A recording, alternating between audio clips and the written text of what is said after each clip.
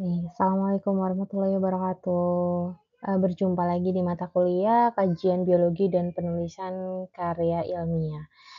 Untuk materi kali ini, pertemuan kali ini adalah tentang data penelitian. Baik, sebelumnya kita mempelajari tentang atau, minggu sebelumnya ya, kita mempelajari tentang, judul dan juga abstrak dari karya tulis ilmiah kalian. Ibu minta untuk menyiapkan, eee, karya tulis ilmiah yang kalian pilih dari, skripsi yang kalian ajukan, kemudian kalian, melihat judul dan juga abstraknya, kemudian kalian di situ, mendeskripsikan bagaimana judul dan juga abstrak dari, karya tulis ilmiah yang kalian jadikan referensi di, skripsi kalian atau, calon skripsi kalian. Oke, nah untuk sekarang kita akan mempelajari tentang data penelitian. Nah, alangkah baiknya ketika kalian nanti, mempelajari atau sudah mulai menulis, karya tulis ilmiah berupa skripsi, kalian memahami data penelitian seperti apa yang harus kalian dapatkan dan bagaimana cara pengolahannya, oke? Baik. Jadi pengertiannya itu apa sebenarnya? Jadi kegiatan penelitian yang dilakukan oleh seseorang itu sebenarnya tidak lepas dari yang dinamakan itu data. Karena data ini merupakan bahan baku untuk, informasi sehingga bisa memberikan gambaran spesifik tentang objek penelitian yang sedang kita kaji. Nah, data itu apa? Data itu adalah fakta empiris yang kemudian dikumpulkan oleh peneliti untuk kepentingan dalam memecahkan permasalahan ataupun menjawab pertanyaan-pertanyaan yang terdapat pada penelitian yang kita sedang kaji. Nah, data ini berasal dari berbagai sumber, kemudian dikumpulkan menggunakan beberapa teknik pengumpulan data sesuai dengan penelitian yang sedang kita kaji. Nah, data penelitian itu bisa ditinjau dari dua hal, berdasarkan sumbernya dan berdasarkan sifatnya. Nah, data berdasarkan sumbernya itu ada data primer, ada data sekunder. Data primer itu apa? Data sekunder itu apa? Kita akan bahas ya. Kalau data primer itu adalah data yang diperoleh atau dikumpulkan oleh peneliti secara langsung dari sumber datanya. Oke ya, jadi secara langsung dari sumber datanya. Nah, data primer itu juga disebut sebagai data asli atau data baru. Oke. Nah, cara mendapatkannya bagaimana? Cara mendapatkannya adalah dengan secara langsung, yaitu tekniknya kita bisa pakai observasi, bisa pakai wawancara, atau bisa diskusi ya, fokus grup diskusi atau FGD dan juga bisa dengan kuesioner. Oke, itu untuk memperoleh data primer ya. Jadi data primer itu adalah data yang diperoleh atau dikumpulkan oleh peneliti secara langsung dari sumber datanya. Oke ya, itu paham ya. Nah, selanjutnya yang kedua adalah data sekunder. Nah, sedangkan kalau data sekunder itu adalah data-data. Data-data yang diperoleh ataupun dikumpulkan peneliti dari berbagai sumber yang sudah ada. Oke, bisa dari tangan kedua kita, oke sorry, dari tangan kedua. Jadi peneliti bisa sebagai tangan kedua ya. Jadi data-datanya ini diperoleh atau dikumpulkan dari berbagai sumber yang sudah ada sebelumnya. Nah, cara mendapatkannya bagaimana? Bisa dari beberapa sumber ya, misalnya laporan, jurnal, kemudian skripsi-skripsi yang lain dan sebagainya. Itu bisa disebut sebagai data sekunder ya. Oke, jadi ini data berdasarkan sumbernya. Ada dua macam yaitu data primer dan data sekunder. Nah, kalau data berdasarkan sifatnya itu juga ada dua macam, yaitu kuantitatif dan kualitatif. Apa itu kuantitatif? Apa itu kualitatif? Nah, data kuantitatif itu adalah data yang berbentuk angka atau bilangan. Jadi ketika kita mengambil data, data yang kita dapatkan itu berupa angka ataupun bilangan ya. Nah, data kuantitatif ini bisa diolah ataupun dianalisis menggunakan teknik perhitungan matematika atau statistika. Jadi ada rumusnya biasanya.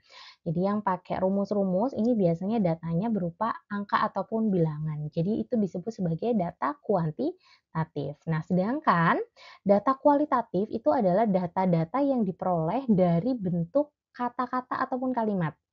Oke, teknik pengumpulan datanya misalnya dari wawancara.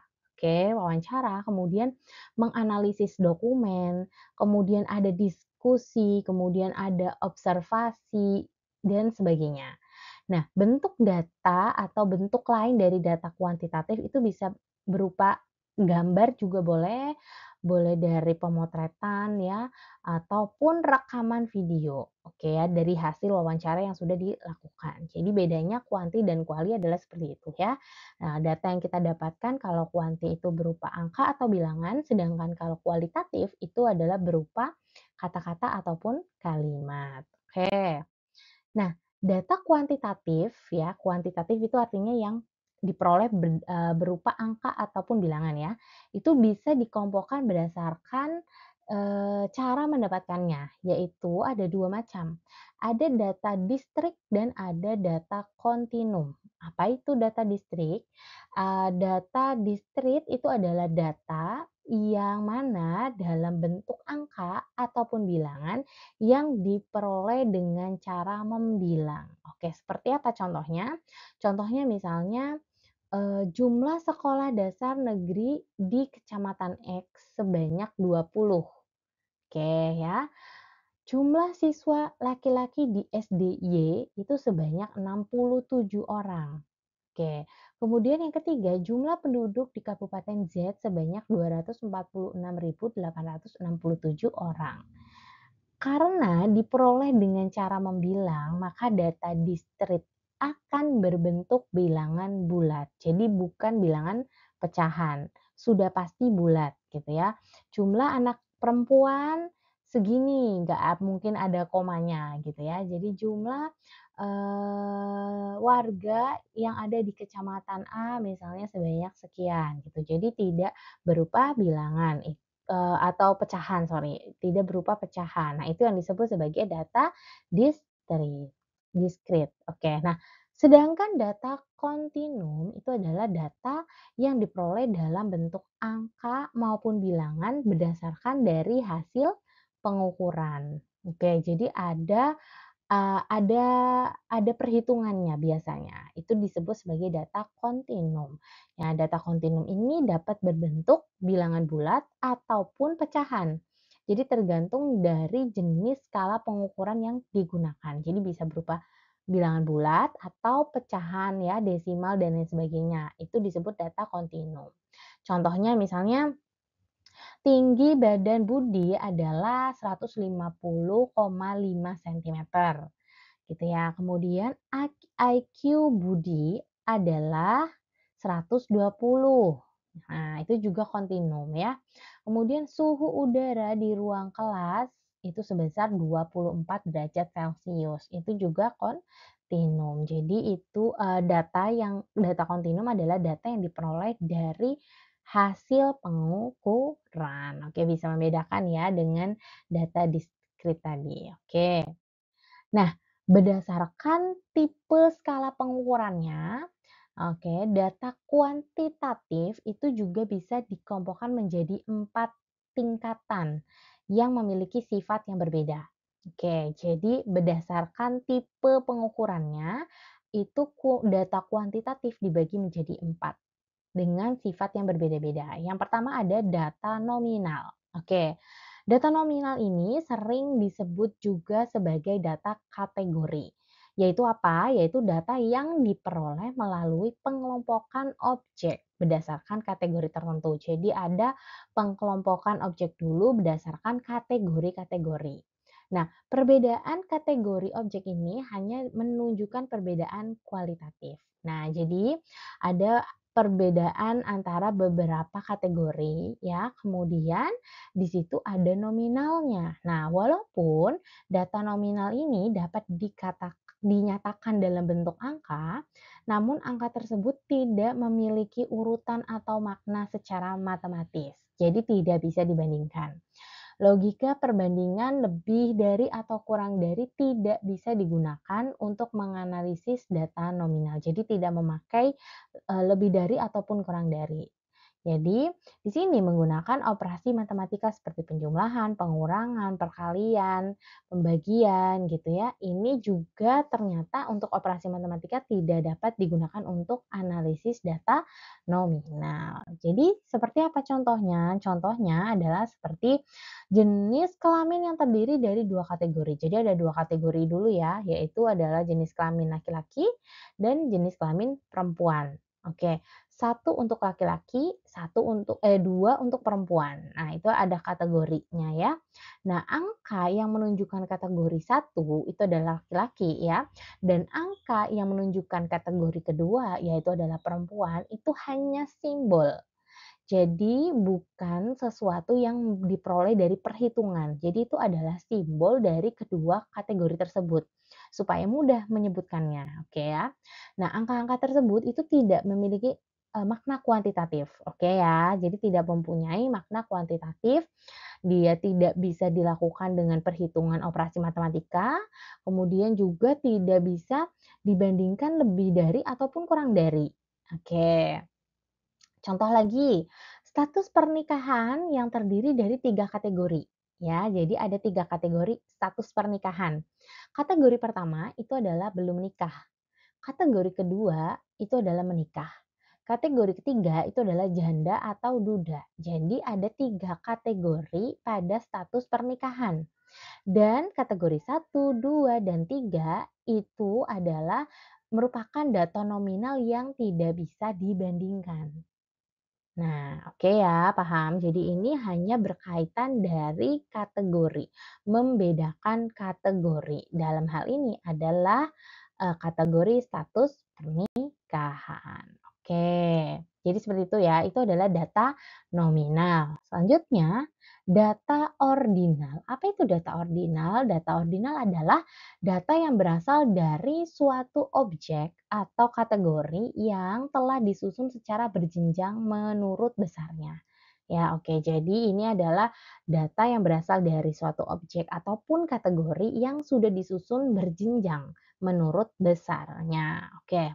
Setiap data ordinal memiliki tingkatan tertentu yang kemudian bisa diurutkan dari rendah sampai ke tinggi atau sebaliknya.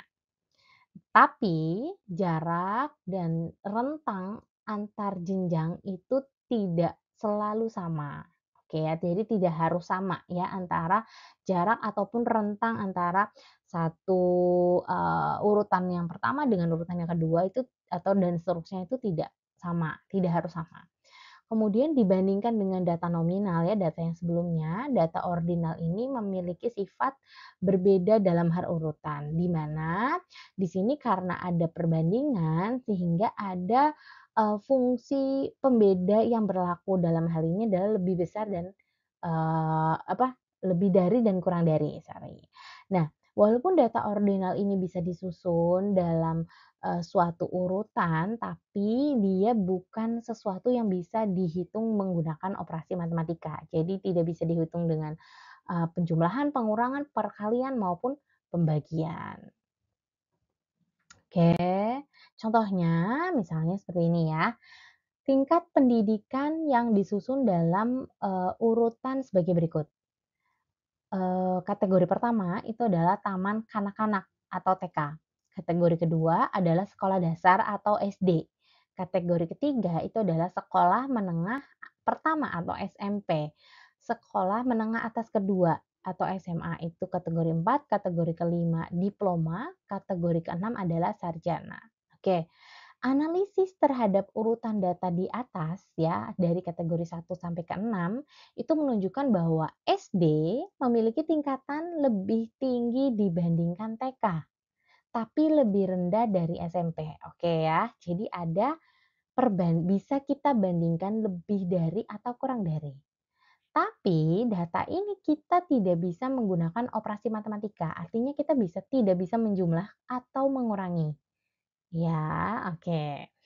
Terus ada lagi contoh yang kedua yaitu peringkat atau ranking. Nah, peringkat atau ranking siswa dalam satu kelas itu kan menunjukkan urutan prestasi belajar dari yang tertinggi sampai ke rendah ya atau sebaliknya. Jadi peringkat siswa pertama itu memiliki prestasi belajar lebih tinggi dibandingkan dengan siswa peringkat kedua, ketiga, dan sampai ke seterusnya. Ya, itu bisa kita tunjukkan, urutan, eee, lebih dari atau kurang dari, namun kita tidak bisa melakukan, operasi bilangan di sini, gitu ya. Itu yang disebut sebagai data ordinal. Kalau data nominal, dia nggak bisa dibandingkan lebih dari atau kurang dari, dan juga operasi matematika. Tapi kalau ordinal bisa pakai lebih dan kurang dari, tapi tidak bisa menggunakan operasi matematika. Oke, paham ya 2 data tadi, jenis data tadi, kemudian kita lanjut adalah data interval. Oke, apa itu data interval? Yaitu adalah data yang berasal dari hasil pengukuran yang kemudian diurutkan atas dasar kriteria tertentu, serta menunjukkan semua sifat yang dimiliki oleh data ordinal. Jadi berkaitan antara interval dan ordinal. Oke, kelebihan sifat data interval ini dibandingkan dengan data ordinal adalah dia memiliki sifat kesamaan jarak. Jadi, kalau yang tadi tidak selalu sama jaraknya, ya, rentangnya itu tidak selalu sama, sedangkan interval itu memiliki sifat kesamaan jarak atau rentangnya sama antara kategori yang pertama dengan kategori yang kedua ataupun seterusnya, sorry. Nah, karena adanya kesamaan jarak ini ya, terhadap data interval, maka, ini bisa dilakukan operasi matematika dengan penjumlahan maupun pengurangan. Oke, jadi data interval itu bisa kita gunakan operasi matematika. Tapi, masih terdapat satu sifat yang belum dimiliki, yaitu tidak adanya angka nol. Jadi tidak punya angka nol, jadi dimulai dari angka 1 untuk data interval. Contohnya adalah hasil pengukuran suhu atau temperatur menggunakan termometer yang dinyatakan dalam ukuran derajat. Oke. Rentang temperatur antara 0 derajat Celcius sampai 1 derajat Celcius itu memiliki jarak yang sama dengan 1 derajat Celcius sampai 2 derajat Celcius dan seterusnya. Jadi di sini berlaku operasi matematik yaitu penjumlahan maupun pengurangan. Misalnya, temperaturnya itu sekitar 15 derajat Celcius. Oke, kemudian ditambah dengan 15 derajat Celcius. Berapa totalnya? Adalah 30 derajat Celcius. Misalnya ini penjumlahan aja sih, nggak berkaitan dengan analisis, sesuatu gitu ya, cuman ini adalah mencontohkan penjumlahan. Namun, tidak dapat dinyatakan bahwa benda yang memiliki suhu 15 derajat Celcius ini memiliki ukuran panas separuhnya dari benda yang bersuhu 30 derajat Celcius. Jadi kita tidak bisa mengatakan bahwa itu adalah separuhnya panasnya gitu ya dari hasil penjumlahan tersebut, itu ya. Dan tidak dapat dikatakan bahwa benda yang suhunya 0 derajat Celcius itu tidak memiliki suhu sama sekali. Oke, karena tadi ya 0 itu tidak digunakan ya dalam hal ini untuk suhu itu dia tidak memiliki, bukan berarti tidak memiliki suhu sama sekali. 0 derajat Celcius itu kan artinya dingin ya. Ya oke, jadi 0 derajat Celcius itu memiliki sifat relatif atau tidak mutlak. Artinya jika diukur dengan menggunakan termometer Fahrenheit, 0 derajat Celcius itu artinya adalah 32 derajat Fahrenheit. Jadi 0 itu juga 0 derajat Celcius ya, itu tidak bisa kita mutlakkan itu 0, karena itu bisa kita hitung lagi menggunakan, apa namanya, pengukuran Fahrenheit. Oke. Kemudian selanjutnya, contoh selanjutnya adalah kecerdasan intelektual yang kemudian dinyatakan dalam EQ. Nah, rentang EQ 100 sampai 110 itu memiliki jarak yang sama dengan EQ 110 sampai 120. Tapi kita tidak bisa mengatakan bahwa anak yang punya IQ 150 itu tingkat kecerdasannya 1,5 kali dari orang yang memiliki EQ 100. Oke, jadi bukan kelipatannya, bukan ini ya, jadi hanya rentangnya aja yang sama, tapi bukan kelipatannya. Oke. Selanjutnya, oke, didasari oleh asumsi yang kuat, skor prestasi belajar, misalnya IPK dan juga hasil ujian siswa itu juga dikatakan sebagai data interval ya, IPK ya, IPK dari semester 1 sampai semester 7 misalnya, itu berapa untuk skor indeks, prestasi belajarnya. Kemudian selain itu adalah dalam banyak kegiatan penelitian, misalnya data skor yang diperoleh melalui kuesioner itu ya, misalnya skala sikap maupun perilaku, itu sering dikatakan sebagai data interval juga. Setelah alternatif, jawabannya diberi skor atau, skor yang setara dengan skala interval. Misalnya, skor 5 itu artinya sangat setuju, skor 4 itu artinya setuju, skor 3 tidak punya pendapat, skor 2 artinya tidak setuju, skor 1 artinya sangat tidak setuju. Jadi di sini kalau kita misalnya pakai kuesioner, data kita itu juga termasuk data interval gitu ya. Oke. Kemudian yang keempat adalah data rasio. Nah, data rasio itu adalah data yang menghimpun semua sifat yang dimiliki oleh data nominal, ordinal, maupun interval. Nah, data rasio itu adalah data yang berbentuk angka. Dalam arti yang sesungguhnya dilengkapi dengan nol yang absolut tadi, yang mutlak, sehingga bisa diterapkan semua operasi matematika. Kita bisa pakai penjumlahan, pengurangan, perkalian, pembagian. Itu namanya data rasio.